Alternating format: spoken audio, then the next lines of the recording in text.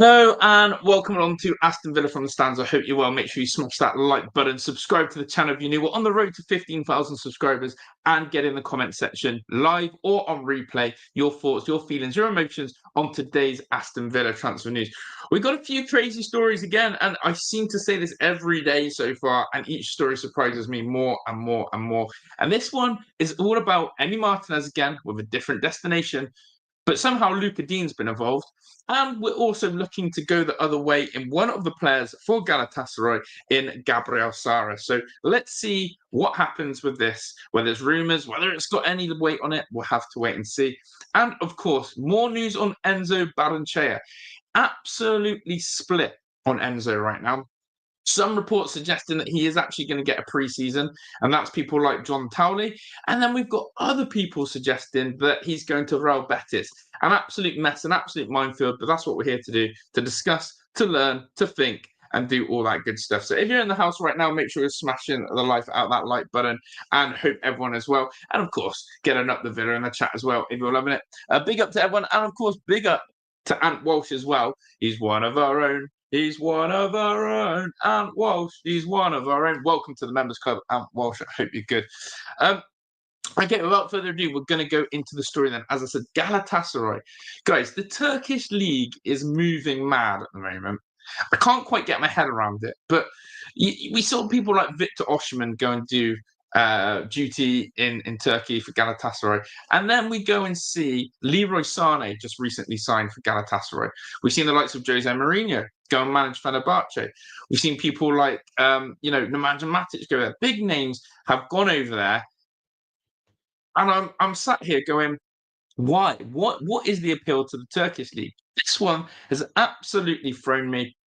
I'm not too sure what to make of it, but we're going to get into it. So, yeah, big up to everyone. As I said, run those likes up and let's get ready for another big show today. And good evening, good morning, good afternoon, wherever you may be watching. First story then, straight into it, is this one here. Galatasaray have exchanged information with Aston Villa regarding Emi Martinez and Lucas Digne.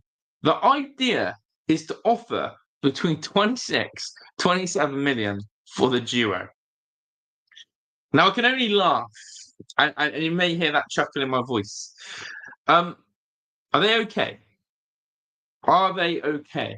26/27 million for Emi Martinez and Luca Digne combined. They've got to be absolutely smoking something. There may be a reason why, and I'm going to show that in the next part of the transfer news. But there may be a reason why. But can we just pause for a second? We've been talking about the fact that Emi Martinez to Manchester United, and do you know what? If we got 40 million for him, then we would be a bit like, okay, yeah, not bad. Maybe we wanted more. The fact we're not even hitting 30 million for two players combined has absolutely blown my mind. Chat, real talk now. Luca Digne, Emi Martinez combined for 26, 27 million euros as well, by the way. Let's add in the conversion. What is going on there?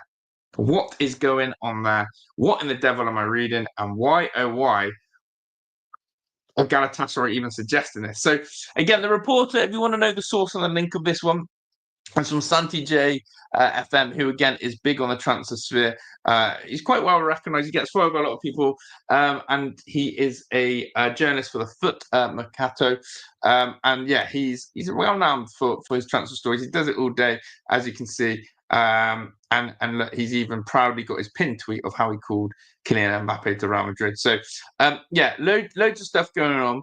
Whether it's a strong link, again, I'll probably put this as a tier 2 source. I wouldn't have him as the highest echelons of journalism. But again, the source is there. It's being linked around, and people are sort of stepping back and going, what in the devil is going on? I've just realised that my table is too far away from me. I can't even see my laptop or touch my laptop. There we go, a bit better there. So yeah, that is the report. So big up to everyone. Yeah, let me know your thoughts on that one. Again, like Richard Shard is having a bubble. It does feel like that, Richard. It absolutely feels like they are on something. Big up Fraser says PC came today, got 2 monitors, so going to test stream tomorrow. I will keep my eye on that, Fraser. You just have to give me a nudge, and I'll definitely keep an eye on that. Villa is holding a summer sale.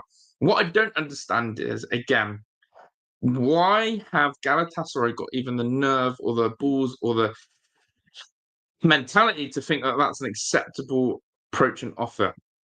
I would actually probably go out there and say that Lucas Digne by himself is 25 million. And Emi Martinez again, 25-30. So, look, that's true, James. That is true. But I do wonder how on earth Galatasaray have plucked that figure of 26 to 27 million euros, and a big emphasis on the euros. So that was one part of the story. And I thought, okay, what's cooking here? It seems very strange. But have a look at this that came out straight after. And this one is maybe why the estimation and valuation is, you know, a bit lower than it is. And people think actually this player is a very valuable player. I'm going to show you a bit more about his profile now. But the second half of this story is Aston Villa want to sign Gabriel Sara, a deal valued at 20 million euros. It would not be an exchange, but two very separate operations. Okay, now I see you, Aston Villa. Now I see you. Look, you want to know what's going on at Villa right now? Look at this. We're almost letting Galatasaray buy two players for that very cheap fee of 26, 27 million. But we're going to buy someone back for 20 million, who, by the way, if I get his up a swing, I'm pretty sure his valuation is about 40, 45 million. And this is where I'm starting to see Aston Villa work wonders. Now, we keep getting linked to these Brazilian ballers. We keep getting linked to these Brazilian ballers. And whether you like it or not, this is another midfielder at 25 years old, Gabriel Sara, who is highly regarded, again, across in Turkey. And whether we are overpaying, underpaying, it's a weird one. But Gabriel Sara is absolutely part of the deal. Now, whether you believe this source or not, again, is completely up to you to take that news and do what you want with it. Again, my understanding is I don't see it as a strong source, but what I think is always key to do is say these transfer rumours have to have a starting point. They have to start from somewhere. They have to have some foundation. Emi Martinez to Manchester United has a foundation. We know that they were in contact with him from the start of the year. This one from Galatasaray, to offer such a low fee, there has to be or had to have some conversation with Villa around this. So I'm going to show you a bit more of Gabriel Sara's profile. Big up to Ant, he said, mad offers up to the 30 if clubs are putting out the feelers. That's true, to be fair, with the PSR deadline. Big up to Temsagan Daliso, who said, United, I want to Osterman, Mbeumo, Emi Martinez, Douglas Luiz, Vlahovic, Lopez, Malik Fofana to United is better for next season. I mean, listen, big up to you. If Manchester United landed all those players, you would have one hell of a transfer window. Do you know what? It's actually quite sad to think that Manchester United could end up with people like Douglas Luiz and Emi Martinez. You know, once donning the claret and blue and now donning the Man United colours would feel very strange and very weird in that sense. But yeah, Rich Burton is not happy. He says garbage 26, 27 million is an insult. I completely agree on that one. And again, I want to put on record, I don't think it has much weight, but what I am worried about, as I said, is the fact that, you know, we are probably looking at these sort of dodgy dealings. It just strikes to me that Villa are going to have to be strategical in the transfer window. And in terms of that, it's about balancing the accounts as well. So let's be clear. They are separate deals. Gabriel Sara is, you know, a strong player and a good midfielder. And I'm going to show you a bit more about his profile. But again, we've been talking about Lucas Digne going. And that for me is one of the key things. Lucas Digne is on 120,000 a week, and he is currently keeping a 37.5 million player, or 32 million, whatever he played for Ian Maatsen, on the bench. With 1 year left on his deal, the more I sit here, the more I talk to you every night, the more I'm sure Lucas Digne is leaving. And so there we go. Look, here's some rumoured fees from some of the Turkish things that I've translated about Gabriel Sara. Why the price? It says, Galatasaray informed the players agent that Gabriel Sara's transfer fee has been set at 45 million euros. Now, Villa are rumoured to get this guy for 20. But we're selling Debu and Lucas Digne for 25. So if you do the maths, 25 add 20, you hit the 45. Are you seeing where I'm going with this now?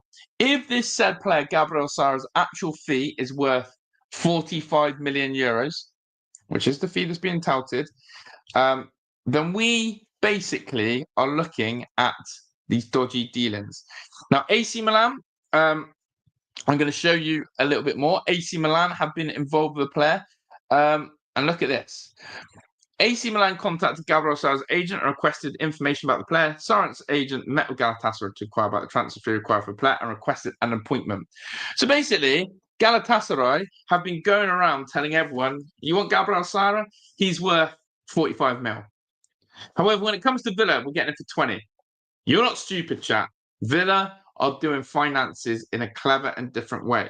And that's now what I'm expecting to see for the most of this window. I'm expecting to see Villa move in a way that is going to be strategical, that is going to help the books, and is going to be shrewd. And I think shrewd is getting rid of Lucas Digne.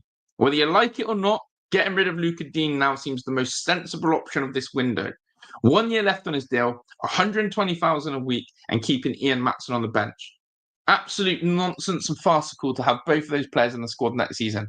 Whether we like it or not, squad depth this, squad depth that, I completely agree. However, you have to be more aware that we simply cannot and will not be able to sustain that sort of thing. And the worst bit, could not let Lucas Digne go for free. We could not let Lucas Digne go for free. So, yeah, he is a very highly thought player. I'm trying to get some more translations about Gabriel Sara. But yeah, is he rated? Yeah, I think he is really well regarded. And let me get his transfer profile up. Sorry, I'm trying to get the right link up. Here we go. So this is who Gabriel Sara is, just so you know about his midfield attributes and why we're interested in him. Brazilian, for a starter. We seem to like these Brazilians. Maybe it's the new route to go. Rich says, Monty has a card up his sleeve, and our owners won't let us sell PSR. Exactly that. James says, we sell two for 30 million, buy one for 20, and then a keeper for anyone's guesses. Doesn't sound like a good deal. Yeah, exactly that. Mason agrees. Exactly, Josh, and reducing the wage bill in the process. Exactly, Mason. You're thinking like I am. We've got to get that wage bill down, but we've also got to make sure we never let a player leave for free. There's one thing I will not be able to stand is watching a player leave for free when we could have made money on them. Don't you think Ashley could play second fiddle to Maatsen that season, hence selling Lucas Digne? Look, I think the answer is already there at Villa. I think it's Illing Jr. You know, again, we've got to look at what's at our disposal. Instead of going and spending more money and adding more wages, Illing Jr. is on a cheap wage, sustainable wage. Yes, he may not be the cut and mustard that we are hoping for as an Aston Villa player. But quite frankly, for me, Illing Jr., why not be the backup to Ian Maatsen? I think it works well. So look, Gabriel Sara, his contract runs out in 2029, so he's still got quite a few years on it, hence why the inflated price. He's a central midfielder, not that we need any more central midfielders. And again, it makes me believe when we keep getting linked to these centre mids, I keep thinking, why? As we know, it's probably our most stacked position. I've seen rumours of Onana again today crop up. Terrible transfer link of Onana to Manchester United. I'm not even going to give it airtime. But you see how we keep getting these midfielders linked away? Onana, your Kamaras. It's one position that if Villa's first transfer signing this summer is a centre mid, I'm going to be sat there going, what are we doing? And the only reason I can see a signing centre mid is because one's leaving. But I feel like, and I don't know, chat if you agree, but would you not be frustrated if that's where our resources and energy is going at the start of this window for a central midfielder? I just don't get it. I just don't get it. But I'm going to go on to Gabriel Sara there. Good point. Just don't know how good Junior is exactly. And to be honest, Illing Junior's only really been tested in the Championship. It's a completely different kettle of fish, isn't it? And we've seen the likes of Ken Kesler-Hayden, Cameron Archer, you know, even Timur Igbenam being told that, look, you're young, you've done well in the Championship, but you're not quite Premier League mustard. Will Illing Jr. be the same? We'll have to wait and see.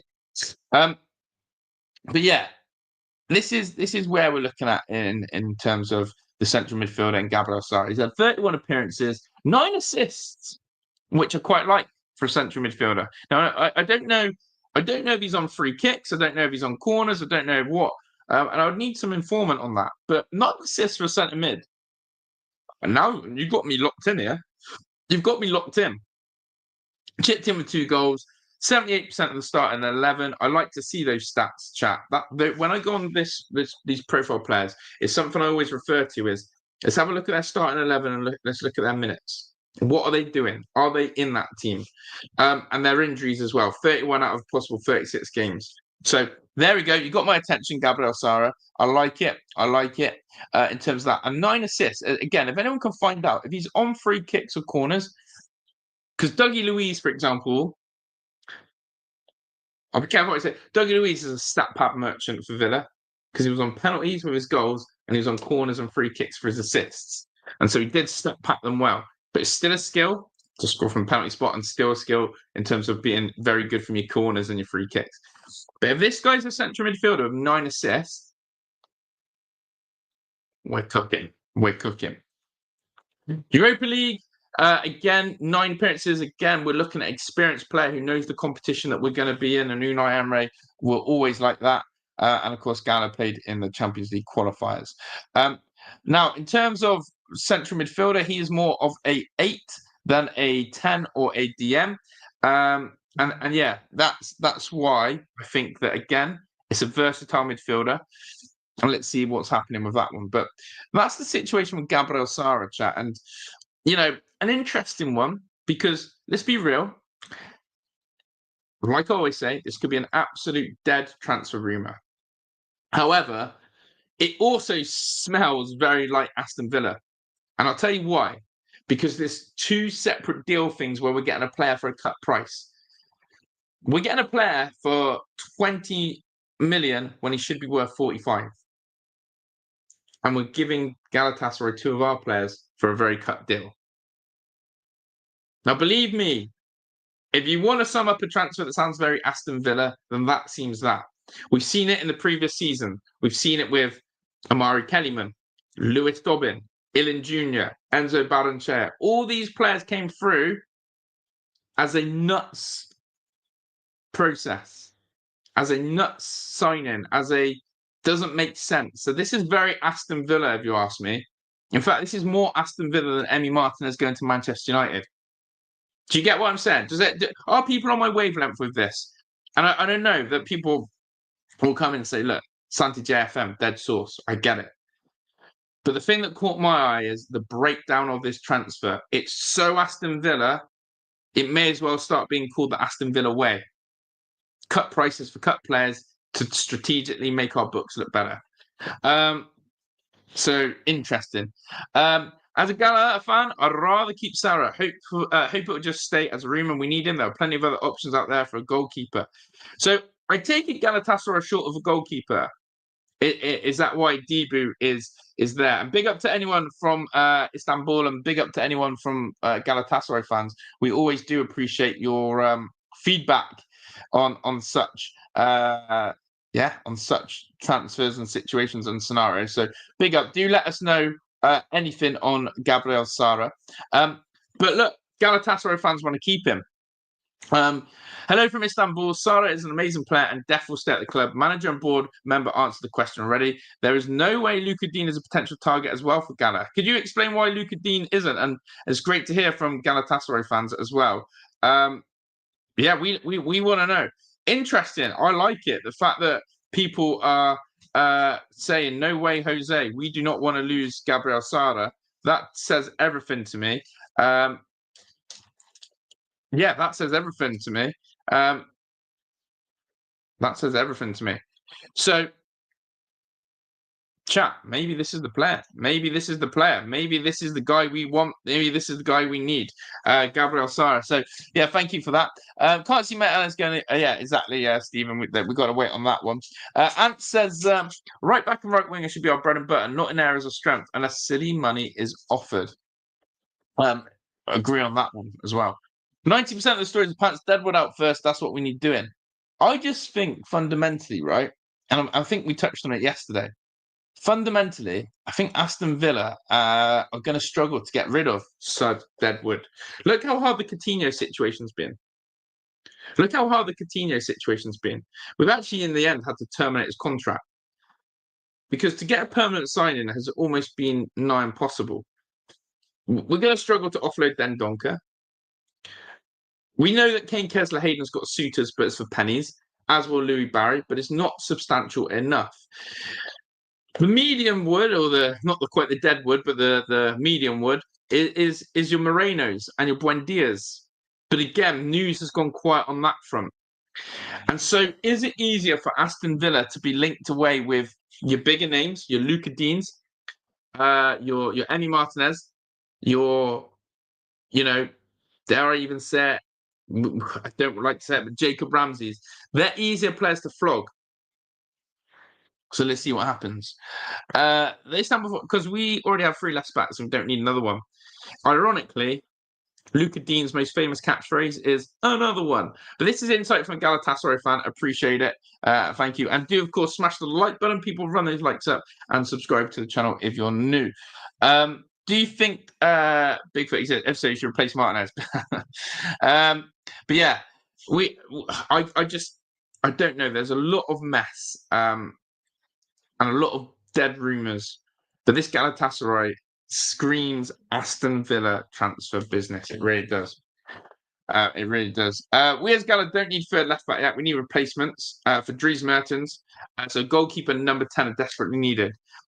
Fair. So Galatasaray are after a goalkeeper. Now that for Emi fits Emi Martinez's description. Emi Martinez has said he does not want to go to Saudi Arabia, but quite simply wants to stay in Europe and challenge in Europe. His idea of being in Europe, though, may not be Galatasaray as such. He may have bigger fish to fry, without being too respectful to Galatasaray. However, the offer's there from Galatasaray, and he has no other suitors, and he really does not fancy Manchester United, then maybe that's where he'll go. So, as I said, Leroy Sané to Galatasaray was absolutely... I was a bit, okay, that's quite a big move. A player of Leroy Sané's caliber, it's a big move. But let's wait and see. Let's wait and see on that one. Again, more transfer news to come then from there. Let's go into the Enzo Barrenechea situation. Mixed reports. Really mixed reports on Enzo. And I don't know how to take them.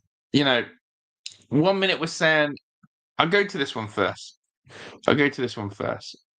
Okay. Enzo Barrenechea, here it is. This will make sense. Interestingly, Real Betis seem to be really... Again, we're talking about Monchi, we're talking about La Liga, we're talking about links. Us and Real Betis seem to be negotiating, talking a lot. We've got us with Real Betis in terms of Jesus Rodriguez, the youngster, the winger. But now we've had links of Real Betis with Alex Moreno. And now we've got this one. Enzo Barrenechea is one of Real Betis's preferred options to replace Johnny Cardoso, who's just left. He is open to negotiations. Again, Enzo knows the league because he's done it with Valencia. Again, once he can use those contacts. And you think, okay, maybe we have found a new destination, 10 million again. And I'm going to say this, it could be very Villa that we end up doing an Enzo Barrenechea cheap deal and a Jesus Rodriguez the other way.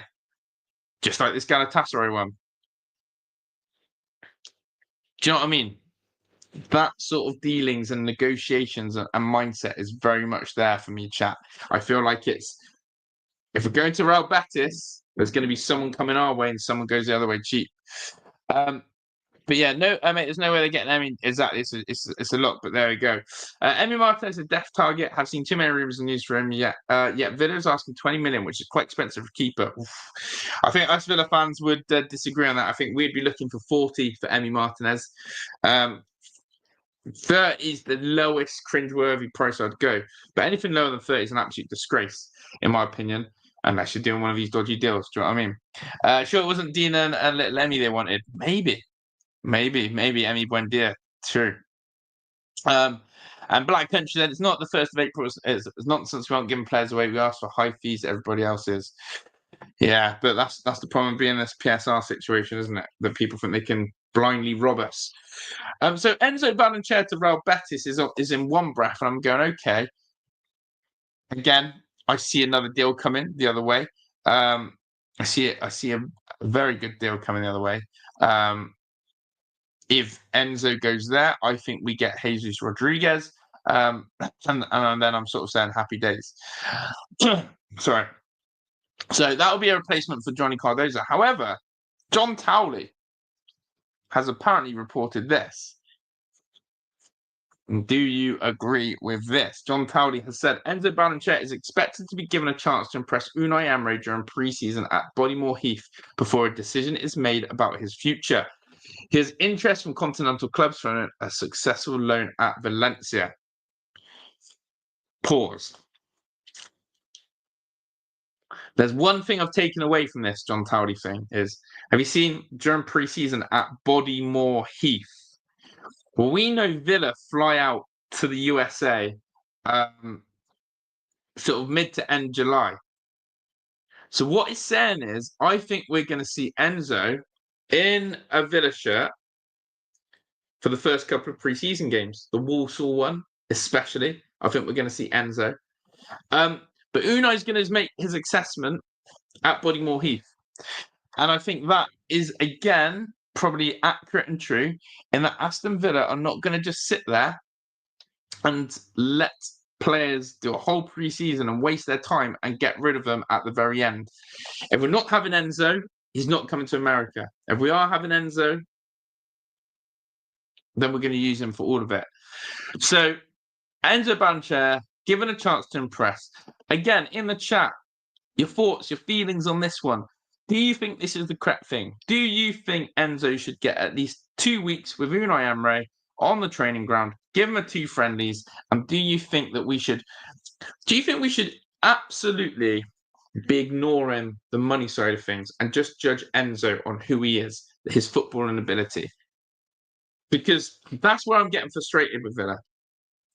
If we're looking at Enzo because of a money situation and cashing in on him and thinking, okay, we need quick sell, here it is. Then why aren't we thinking about the longer term? Why aren't we thinking, actually, Enzo Barrenechea could be a key player for Villa in the next couple of years? And if he does well, because of his age, because of his profile, because he's Argentinian, because he could be breaking into a World Cup squad as well with Argentina next season, could sell him for even more in a couple of years. I just don't want to see Enzo being on the chopping block because it makes the books look good. The only reason I want to see Enzo Barrenechea go is if Unai Emery sits there and goes, do you know what? This player is not for me. This player's not for me. Enzo Barrenechea is not for me. He needs to go. And then second of all, it's because it's football and reasons. So I don't want to see Enzo Barrenechea gone. I want him having a chance, and I want Unai and Villa to do this as a footballing reason, not a money one. Ant said, if Enzo stayed, that would be an outgoing for someone else. Exactly. Or why not just keep him and we keep all our centre mids?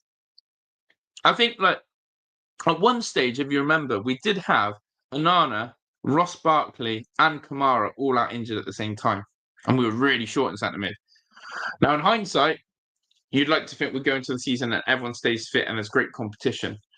But what we have seen is even where we thought we stuck in that midfield, we were left at times with just John McGinn and Yuri Tillemans. Hence why Bogard did a role in that DM at one point. I just want Enzo to be kept for footballing reasons and footballing reasons only. Big up to PC as well.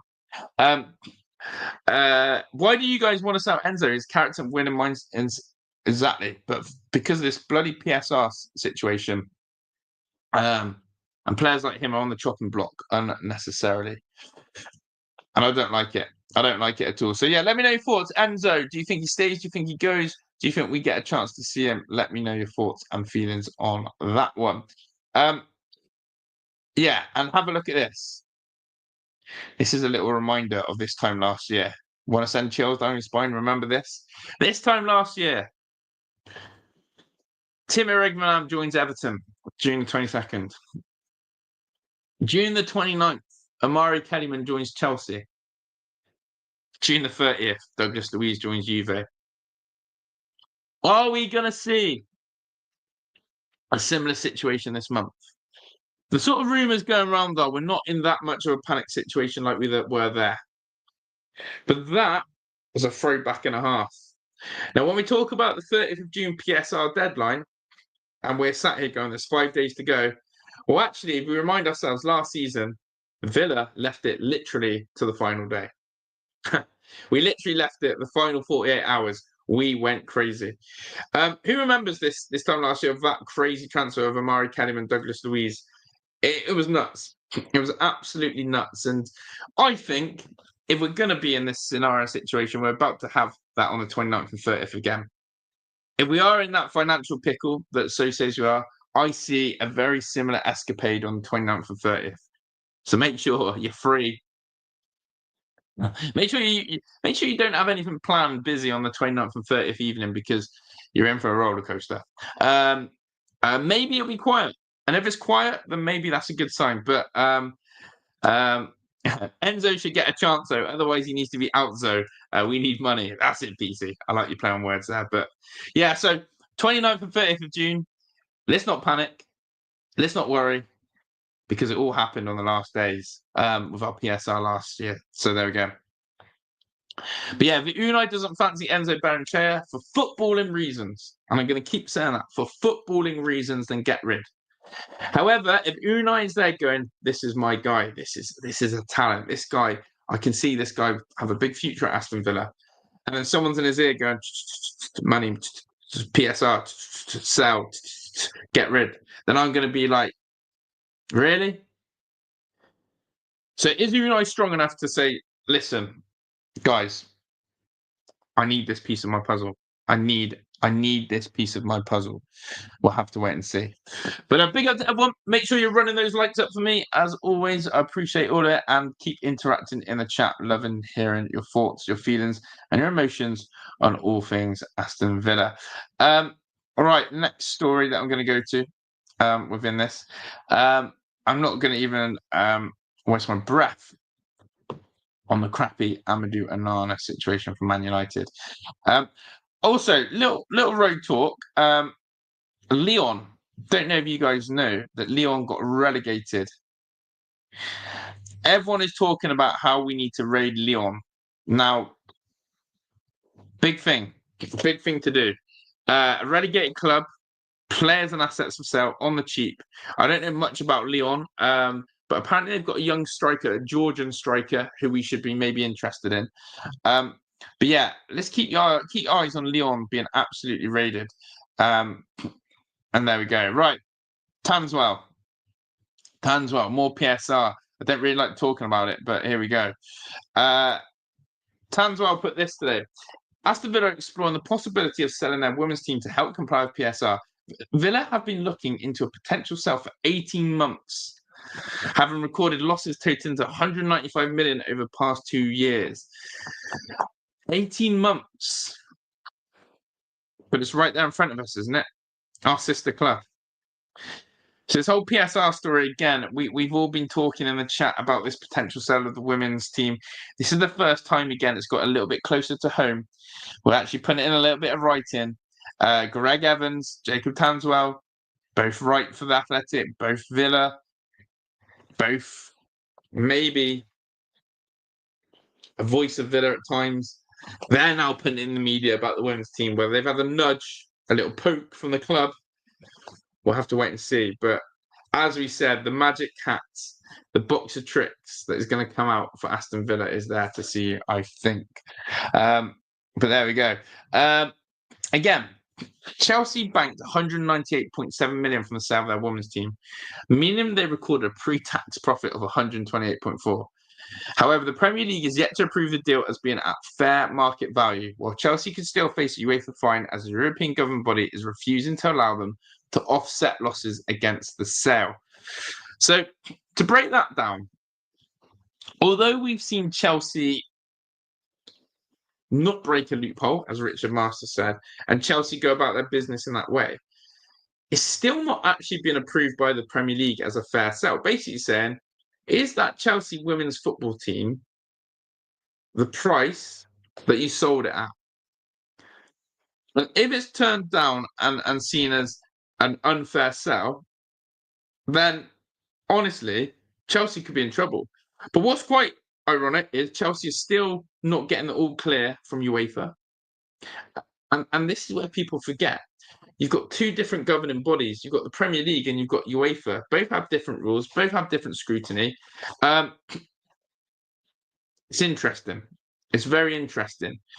So the whole people go, oh, Chelsea have done it. Why can't we? Just remember, Chelsea haven't necessarily had the all clear yet, and it could bite them in the ass. However, I'm going to put it on record. We all know Chelsea are protected because they're the Cartel Six. We all know Chelsea will not have any sanction from the Premier League because guess what? Beloved Chelsea cannot dare have any points deductions or not be in the Premier League. So again, one rule for one, make sure it's the same for the other. But we all know the Premier League doesn't work like that, don't we, chat? We all know the Premier League doesn't quite work in that tangent. And just keep your eyes peeled because whatever precedent they set with Chelsea, they sure better do it with us as well. That's all I've got to say on that matter. Kamara Sal replaced with Enzo. True. Doug Ellis would love it. The PSR rules. Bloody hell, Doug Ellis. Do you know what? I was thinking this. Imagine if we still had people like Dr. Tony or Randy Lerner in charge. Jeez. Imagine if we still had Randy Lerner or Dr. Tony in charge and we were in this and they had to navigate PSR. We'd be liquidated by now. I mean, Dr. Tony nearly liquidated us. Tony Gia nearly liquidated us.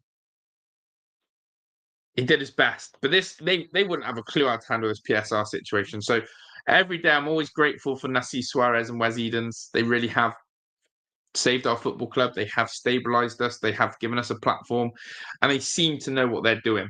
And they've got the right team to handle this football financial field. But yeah, Ant is right. Big up to Ant. He said Man City still walking around Footloose fancy free and still being able to buy players like Cherky, Ain't Nuri, Rangers, and more to come. And yeah, it's a bit sickening, isn't it? That still not an eyelid's been battled over the 115. And you're not even allowed to say 115 anymore. It seems like that's just banned. Just don't talk about it. So yeah, that's where we're at with again the whole PSR same conversation. I don't know about you guys, but I'm absolutely ready for the 30th of June. I'm absolutely ready to say goodbye to the 30th of June. I'm ready to stop talking about PSR, if I'm honest. And before we know it, we'll be on the other three-letter word acronym VAR soon again, won't we? It's nice to have a break about not talking about VAR, but PSR now, it's boring, it's monotonous, it's the same conversations, it's the same frustrations, and it's the same problems, and I'm sort of done with it. So get us to the 30th of June, get us over the line, trust in the club. Let's see what news comes out. But it's the same sort of news being regurgitated about it, and all we can do is keep talking about it, keep mentioning it, and see what comes of it. Was the Muppets Randy had doing the day today that was the biggest problem? Oh no. Yeah, he didn't employ very well old Randy Lerner either. We've had some shockers. We've had some shockers at the helm and the shockers above the helm as well. So yeah, we've been a little bit embarrassed on that. Villa's made June into it. Yeah, like actually is brainy Brian. It's actually become a frustrating month, June. It's one of those months now where really on a football conversation, we're sort of sat here going, I really don't want June. I don't want this month to come because you don't know what's happening. And, we haven't even got past this one, but I'm already dreading next season's. I'm already dreading next season's June. And the reason why I'm dreading it is because of our failure to qualify for Champions League has probably hit us in the foot harder than we know. So, yeah, next June we thought this one was a little bit ugly. Make sure you cover your eyes for next season because it's disgusting. But there we go. But chat, we are going to wrap up in a second. As I said, there's not too much else to report on. We've had that big Emi Martinez Lucas Digne news. We've had the Gabriel Sara situation. And yeah, apart from that, a little bit of whispers on Enzo Barrenechea. But I think, as John has said in the chat, we are in good hands. We are in safe hands, in fact. And whatever outcome Aston Villa do or choose, they're going to get us in line with PSR. There's no doubt about it. It's not like it's coming out of the blue. It's not like it's just hit us in the last 24 hours. It's basically there for us to see, PSR, sort it out and get it done. But it's how they do it. And it's going to upset people in one way or the other. It's going to make some people angry. And you have to deal with it. You have to deal with it. So, yeah, let's see what comes tomorrow. Big up to everyone who is in the chat. Thank you for tuning in. Thank you for smashing the like button and subscribing and commenting. Yeah, I'm going to wrap up the show tonight, and we'll see what comes tomorrow. Hopefully more news, good news, bad news, whatever news, we'll be here to bring it to you. And of course, we'll be looking to do any uploads that will help us understand the situation at Aston Villa. People, it's been a pleasure. Thank you so much for your time. Thank you so much for your evening. And as always, let me know your thoughts, your feelings, emotions, whether it's live or on replay. We always appreciate it. Shout out to everyone. Up the bloody Villa. Up effing Villa. Up the Villa. And I'll see you all tomorrow. Same place, same time. Notification bell on. I'm out of here, people. Enjoy your evenings. Great chat. And yeah, big shout out as well, shall I say, to Ant Walsh, who became a member today on the stream. Legend. Absolute legend. See you tomorrow. Enjoy your evening. I'm out of here. Ta-da.